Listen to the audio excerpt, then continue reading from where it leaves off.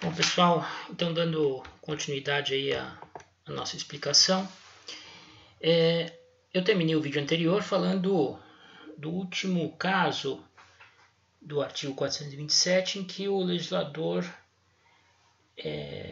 exime o proponente de cumprir os termos da proposta. O legislador usa a expressão ou das circunstâncias do caso. A proposta de um contrato obriga o proponente se o contrário não resultar das circunstâncias do caso. E eu disse que essa era uma norma genérica que permitiria ao juiz, diante da situação concreta, verificar se é razoável se exigir o cumprimento daquilo que foi proposto ou ofertado. No 428, o legislador ajuda ao juiz a fazer a identificação desses casos em que a proposta, embora séria, feita com um caráter vinculativo, perde esse caráter, deixa de se tornar obrigatório.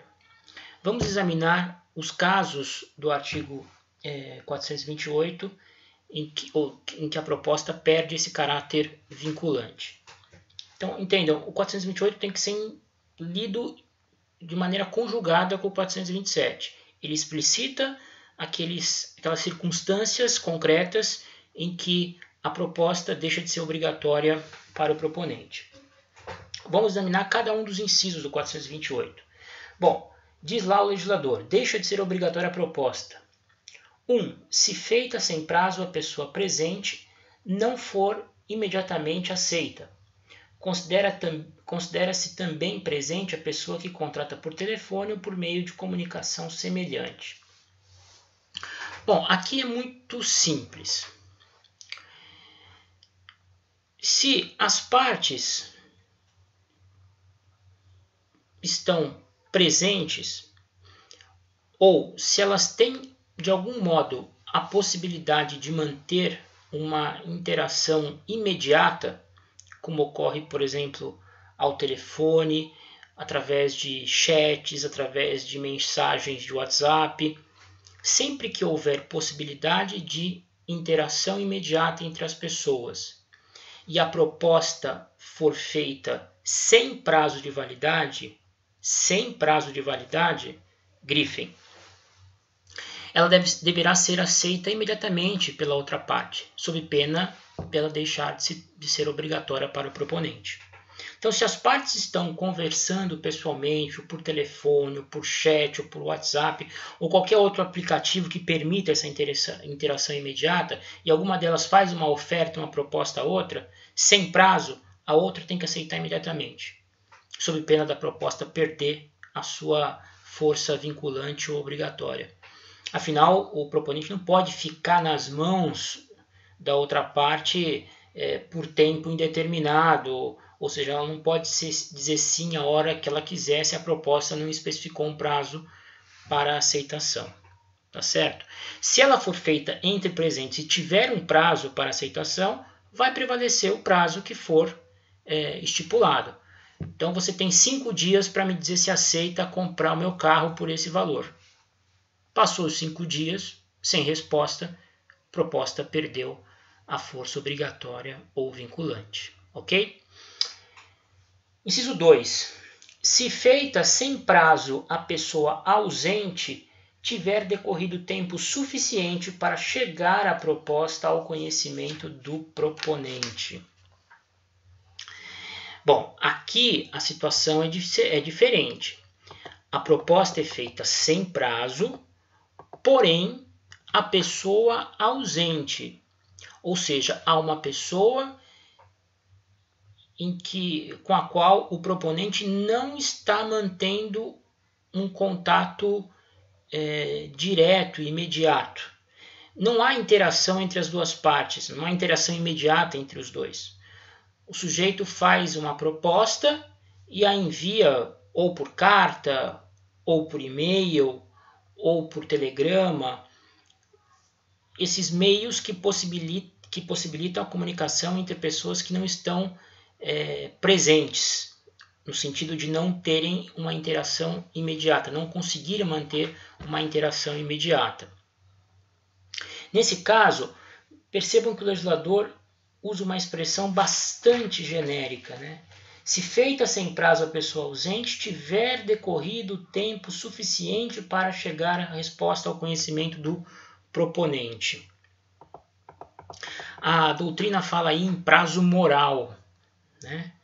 Então veja, se eu faço uma proposta por carta, por e-mail ou por telegrama, ela valerá durante o tempo suficiente para que aquela pessoa responda a mensagem, responda a correspondência eletrônica ou física.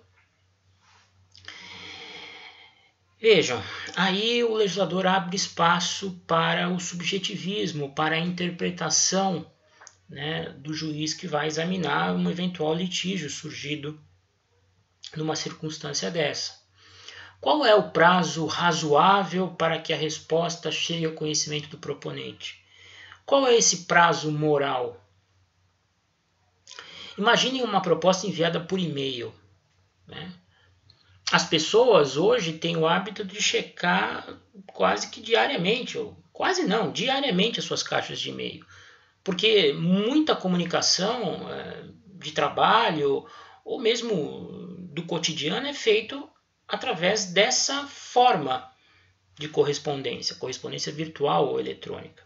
Então, será que, no caso de uma proposta feita por e-mail a uma pessoa com a qual o proponente não tem uma interação imediata, ela vai valer por 5 dias?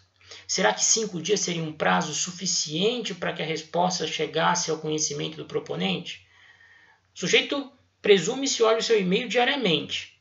Olhando o e-mail diariamente, ele tem condições de responder de imediato, assim que ele olha. E a resposta ela é encaminhada também quase que imediatamente. Ou seja, seria razoável considerar que uma proposta feita por e-mail sem prazo ela é obrigatória por 5 dias, por 10 dias? Me parece absurdo. Acho que 24, 48 horas no máximo é o tempo necessário para que a resposta chegue ao conhecimento do proponente. Tá? Agora, já numa correspondência física, uma carta, um telegrama, já não há tanta rapidez assim na entrega propriamente da proposta e na remessa da proposta ao conhecimento da remessa da proposta ao proponente. Aí nós temos que talvez interpretar com uma maior elasticidade.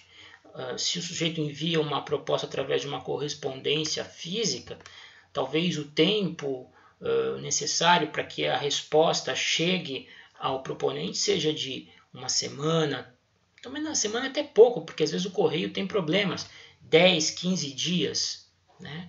Já um telegrama é diferente, porque o telegrama, embora ele não tenha a mesma velocidade do e-mail, ele chega com uma rapidez maior do que a correspondência tradicional. Então talvez aí um prazo de 5 dias. Percebem como é uma coisa muito subjetiva? Tem que se agir com razoabilidade. Né? Tem que levar sempre em consideração que, como regra, a proposta é vinculante e obrigatória. Ou seja, na dúvida, quem propôs tem que cumprir. Só se ficar muito claro, né, que a resposta poderia ter chegado ao conhecimento antes, poderia ter chegado antes ao conhecimento do proponente, é que a gente vai dispensá-lo de cumprir a oferta que fez. Tá certo? Agora, vejam, se a proposta foi feita com prazo determinado para aceitação, a pessoa ausente, vai valer o prazo que fica constando no documento. Então, se o cara manda lá 5 dias no e-mail, é 5 dias para aceitação. Né? 10 dias na proposta feita fisicamente, feita por correspondência física, é 10 dias que vai prevalecer, tá certo? Bom, o inciso 3 ele é autoexplicativo. Ele fala que se feita a pessoa ausente, não tiver sido expedida a resposta dentro do prazo dado. Ou seja, não expediu a resposta antes daquele prazo dado, quando a proposta tem o prazo, o sujeito fica dispensado de cumpri-la, o proponente. E, finalmente, o último inciso, fala que se antes dela ou simultaneamente chegar ao conhecimento da outra parte a retratação do proponente. Então vamos imaginar que eu envio um e-mail com uma oferta para a compra de um veículo, né, que eu vi um anúncio na internet, um sujeito estava vendendo. No momento seguinte, eu já encaminho um outro e-mail dizendo, oh, esquece o anterior, eu estou desistindo, eu me enganei. Isso faz cessar a obrigatoriedade da proposta. Se chegar simultaneamente, e aí simultaneamente a gente tem que dar uma certa elasticidade, não exatamente no mesmo momento, mas quase junto à retratação da proposta, ela perde o efeito obrigatório, né? Às vezes eu mandei a resposta eu fiz a oferta por telegrama ou por carta. Antes disso eu já entro em contato por e-mail com o cidadão e falo, olha, esquece que eu desisti do negócio, eu não tenho interesse em cumprir. Tá? Então, nesses casos, essas são as circunstâncias do caso citadas pelo artigo 427, em que a proposta deixa de ser obrigatória. Ok? Então eu vou interromper aqui, porque o vídeo já está com 11 minutos e 18 segundos, e eu prossigo no próximo vídeo falando sobre a oferta feita ao público, que é muito comum nas relações de consumo.